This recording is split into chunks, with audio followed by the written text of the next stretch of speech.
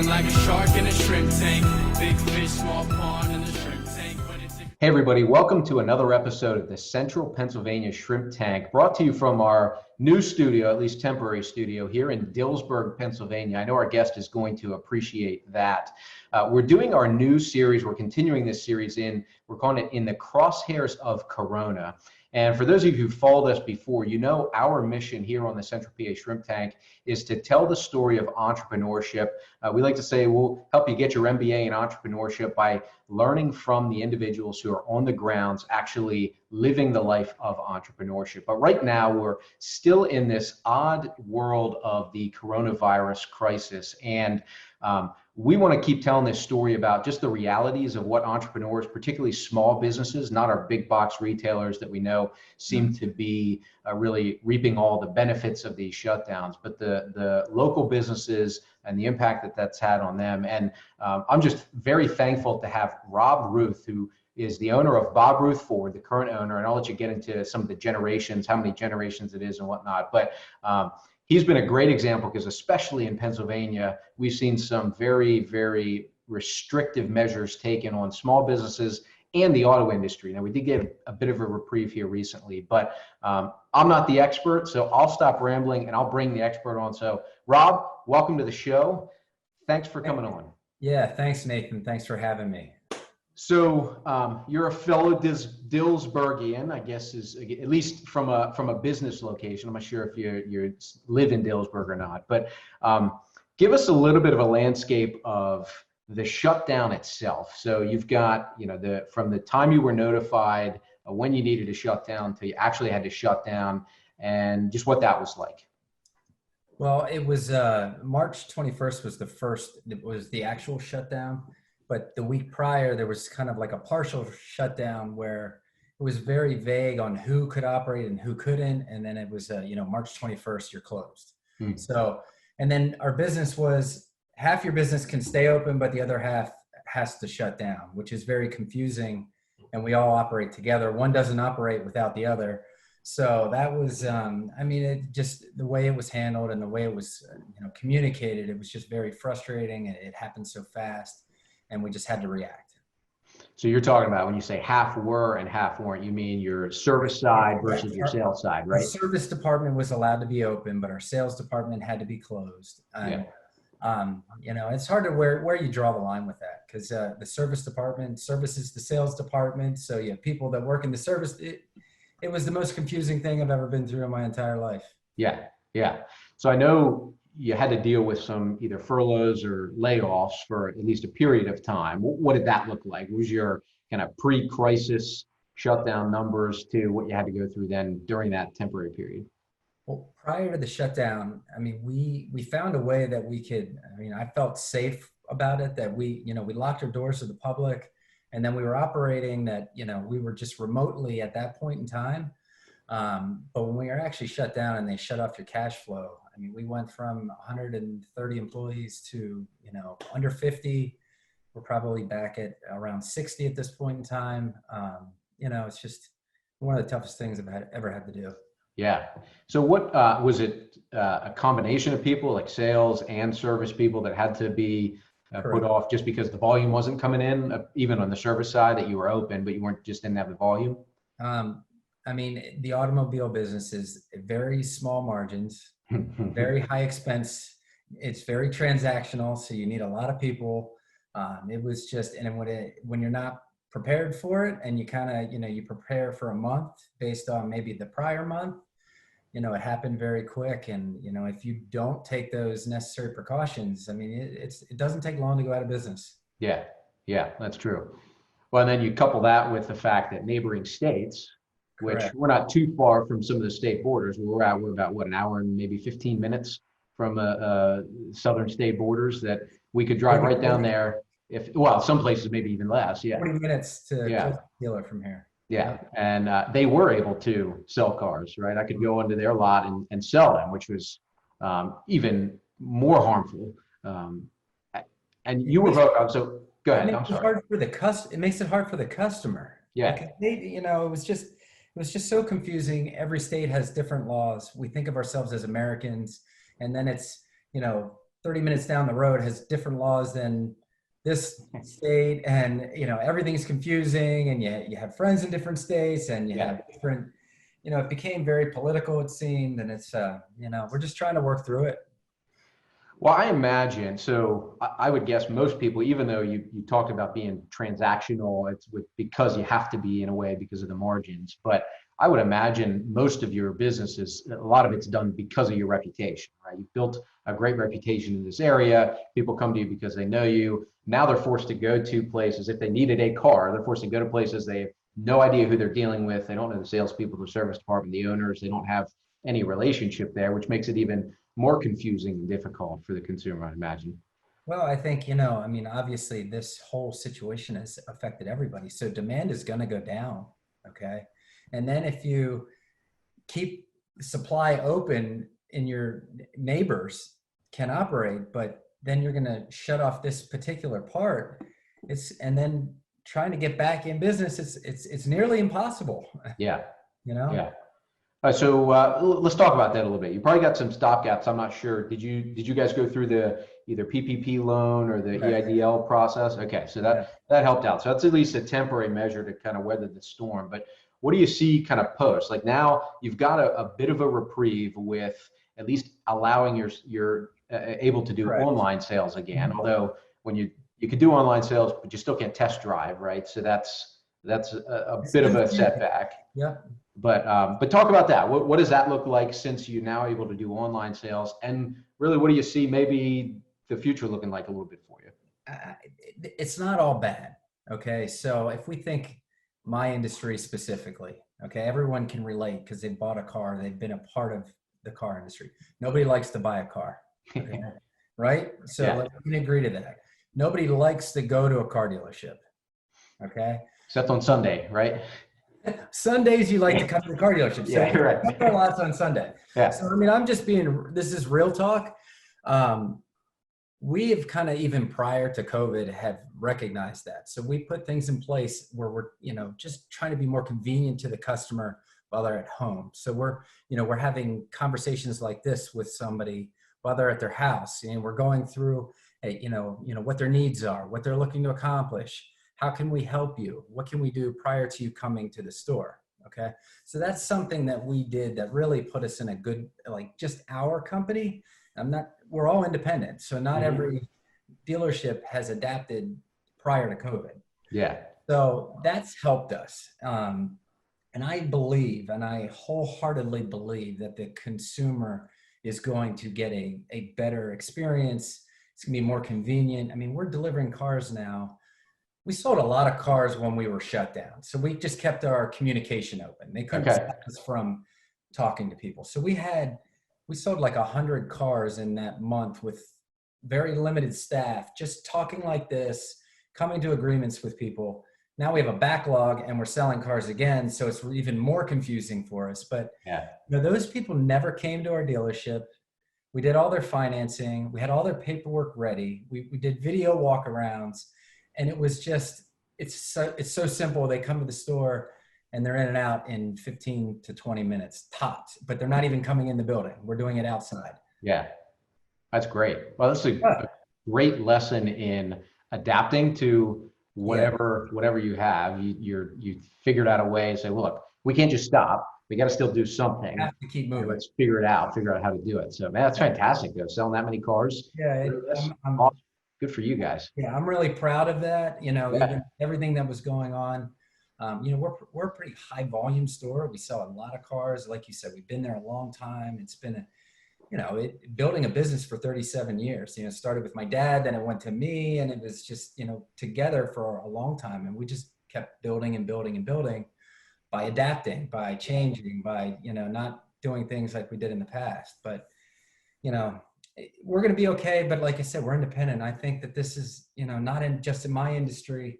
Cash flow is everything right now. And if you run out of cash, you're in trouble. Yeah.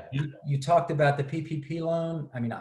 That was the first thing I did. I applied for the loans, just wanted to make sure that I had the safety nets. It's still a loan. We still have to pay it back. Right. It's very confusing on what is going to be reimbursed for that aspect of it. Mm-hmm. I'm not going to, put all my eggs in that basket and then I can't employ anybody. Then it's, it's not a pretty picture. Yeah. Well, not to be a pessimist, but as entrepreneurs, we tend to be, well, government overreach is not our friend. And given the actions that were taken recently, I could see in the back of your mind how you would look at it and say, yeah, I know they say this PPP loan is available, but what happens when the debt balloon, blows up and they say, well, about that, we're gonna. I've lost a lot of trust. I feel betrayed. I mean, as an American, I just never thought that things like this would happen. Yeah. My own our business, 37 years, my father passed away 2 years ago. I just bought it last year. So, I mean, I bought it from his estate and I just went all in, made a decision, and it's like, whoa. Yeah. Well, I mean, I was probably a little bit more vocal, but I have a lot more at stake. So, well, yeah, right. You're at risk. I mean, that's what a lot of risk. You're at risk. And so what I think a lot of people don't necessarily see is they see the rosy kind of glamorous side of being able to be an entrepreneur. You can create your own schedule. You can make all the money you want. You can do all this stuff. But the reality is you're probably going home every night thinking about, all right, if I go under, that means the livelihood of 130 of my people also go under, and they represent 2 or 3 or 4 total people because they have a household that they're also helping to support. And it doesn't stop. It's not just about you. It's about the whole branch, the whole family of Bob Ruth Ford. And that's what people need to also understand. When we're talking about, when we're pushing this message about getting back to work, making sure people can get back to work, it's not self-serving. We have people that we want to protect. We want their livelihoods to be able to be protected. We don't want them to be destitute. We want to just continue to help them thrive, right? It's a major impact. It's a major impact on so many people and so many different lives. And you don't know, it goes even greater than that. I mean, it just doesn't stop. I mean, things we do in the community, it doesn't stop. Yeah. And I know that the people that work for me, and we've had a great culture, but they can't afford, there's a lot of people that can't afford to just go put their hands in unemployment and so forth. So some decisions have to be made, and the decisions that have been made, there's been plenty of time to change them because they don't make sense. There's no common sense at all. If you can go to Lowe's and you can go to Home Depot, okay, you should be able to service and sell a car remotely and not even go in their building. Like, it doesn't make sense. Yeah. I've been saying that all along. You drive by a Lowe's. I don't know if you've gone to a Lowe's since this has all happened. It is packed. It's probably busier now than it was before. And you're not supposed to be out, or, whatever the orders are, the recommendations. So that to me just tells me it's more of an agenda because we've had more time, which makes it political, which makes it very sad. Yeah. Like, this is for a political reason. We're going to ruin people's lives. Yeah. We're here to save people and protect them, but we don't care about the other, that you're going to ruin some lives. Yeah. And the economy is going to suffer. So there's going to be less jobs. It's, that's why I was so vocal about it. Yeah. We have to speak up about it. Yeah. Well, I mean, I, for one, I'm glad you are, because you're probably, at least from what I've seen, have been one of the most vocal, and you got a great following. So you have a lot of people that are hearing your message. But we have a lot of good representatives right around our area who have also been championing this cause. Yep. And they've just been doing an incredible job. I don't know if you're the Commonwealth Foundation as a nonprofit. I don't know if you've ever been or are familiar with them, but they are literally right at 3rd and State Street, and they can look at the Capitol steps, and their whole mission is to help drive entrepreneurship and be a voice for business owners. And they've been extremely vocal as well. So we've got a great group of diverse people that are helping to do this, but you have been very, very, I'll say vocal. I don't want to outspoken has a negative tone. You were being real. You're being honest. You're being genuine. So you're being very vocal about it. And I wanted to do that. And I'll have to give my wife a bit of a shout out, because I was talking about some of this stuff, like, this isn't right, blah, blah. And she looked at me one day and she said, well, Nathan, I appreciate you saying this stuff, but are you going to do something about it? I said, Same thing. Same thing my wife said to me, Yeah. and I've kind of toned it back a little bit. Okay. I mean, I really have to focus on my own operations in the Yeah. short term just to get movement again and start moving. But people need to speak up. I mean, Yep. this is just, you can't let decisions like this happen to us. I mean, this just isn't right for anybody. And Yeah. it impacts the whole economy, and it impacts all economic levels, et cetera. Yeah. Look, I'm not a scientist. I'm not Right. I don't know enough to give any sort of real opinion or valid thoughts about what's going on. But what it does, I mean, it's a little bit scary about the reality of how easily people have been willing to give up so many freedoms and rights that we have always had as Americans. And I think that's partly why this whole voice and the movement of, whether you agree with them, reopen PA or all this other stuff, is I think so important, because it's just about not getting steamrolled, not being sheep, if you will, not just saying, oh, okay, well, if you say something, I'm just not going to do it. I'm just going to run and hide, because that leads to it's a slippery slope. Very, Yeah. very. Yeah. I've had a lot of state representatives that have helped us as well and voiced those things, but unfortunately there's no power that anybody has. We've given power to, a central point. Yeah. And, there's a lack of communication. There's no, these are the decisions, but there's really no reasoning behind them. There's no two-way communication. It seems like the laws are only working one way right now. I think all those rights have been just stripped of us in a short period of time.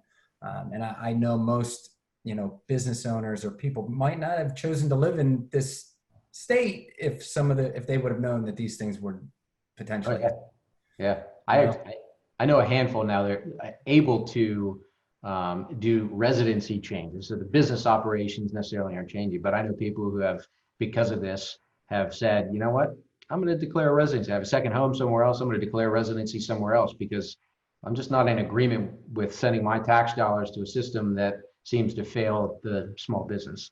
And yeah.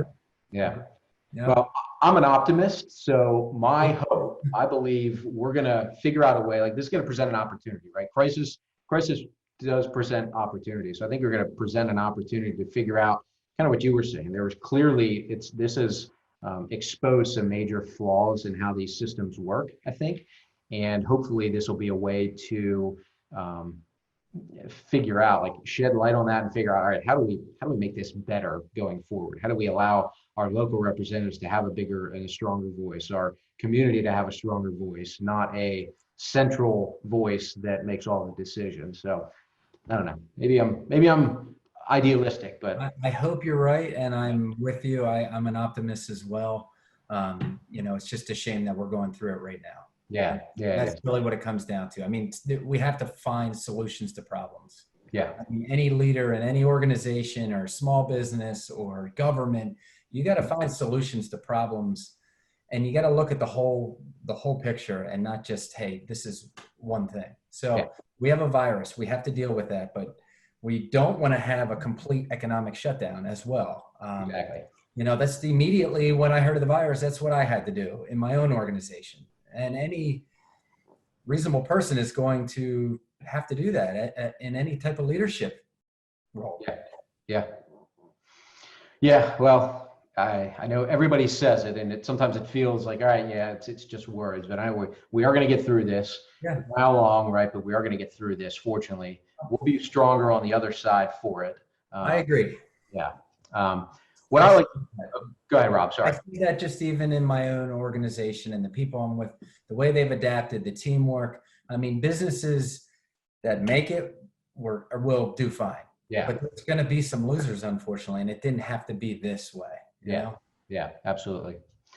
Well, I like to end these on a positive note. I mean, you brought a lot of positivity already. How you've been able to adapt. You've been able to sell cars through that. You've tried to mitigate as much as you can the downsizing and try to manage that. But in the community in general, have you seen other businesses that have really kind of just stepped up during this time and said, look, we're gonna do something good through this? Any examples that you have that come to mind? I mean, honestly, I've seen so many. I mean, you see a community, you see people coming together that maybe wouldn't have come together before. I see a lot of that. So I think that that's a great positive thing. Anyone in particular, I can't think of anything right at this moment, but I think that we're filled with a lot of positivity. We're filled with a lot of great people in our communities that, we just need to come together. We need to support each other, and then we will come out of it like you're saying. Yeah, absolutely. Coming together. I'm all for it. Yeah. Well, hey, thanks so much for being a part of this special episode series. Hopefully, when we get back to, whatever it is, whatever post-COVID 2020 or this section of 2020 looks like, love to have you on for a full show so we can hear more of your story, your entrepreneurial journey, and especially the realities of what you dealt with buying the business and having to go through this and coming out on the backside of it. So this is a formal invitation, extending it out to you for some other time, and that'd be great. But thanks so much again. Thanks for being vocal. Thanks for doing great things in the community, for being really a pillar and a great name and staple here in Dillsburg and Central Pennsylvania. So appreciate that very much, Rob. Hey, thank you so much, Nathan. Thanks for having me. Yeah, awesome. So, hey, everybody at home, thanks again for tuning in. Again, we had Rob Ruth, who's the owner of Bob Ruth Ford, giving us some great tips and ideas of how to, I'd say, really lead well in times of crisis and be an example, not just sit on the sidelines, but be an example, be a leader. And so thanks for him. Check his dealership out if you're looking for a car, whether it's virtual or now live, whenever we can do that again. Be sure to check out the dealership. They're doing great things down there. Check out all of our episodes on our website at shrimptankpodcast.com/CentralPA. Like our Facebook page, find us anywhere you can get these podcasts. We'll see you next week on another episode of the Central PA Shrimp Tank. I've been feeling like a shark in a shrimp tank. Big fish, small pond.